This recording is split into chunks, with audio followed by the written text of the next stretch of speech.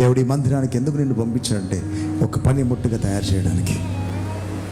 ఇవన్నీ నీలోకి ఎప్పుడు వస్తాయంటే ఆత్మదేవుడు నీలో ఎంటర్ అవుతున్నప్పుడు. తప్పించుకోవిగా, పారిపోవిక. నువ్వు ఎలా వచ్చావో నాకు తెలియదు, కానీ నువ్వు ఇక్కడ ఉన్నప్పుడు అలా ఉంటే మాత్రం ఒప్పుకోడు దేవుడు. నువ్వు ఎందుకు వచ్చావో నాకు తెలియదు, కానీ వచ్చిన నీవు ఉన్న స్థితిలోనే ఉంటా అంటే దేవుడు ఒప్పుకోడు. నిన్ను మార్చాలని దేవుడు ఆశపడుతున్నాడు. నీ జీవితంలో అద్భుతమైన కార్యాలు చేయాలని ఆశపడుతున్నాడు.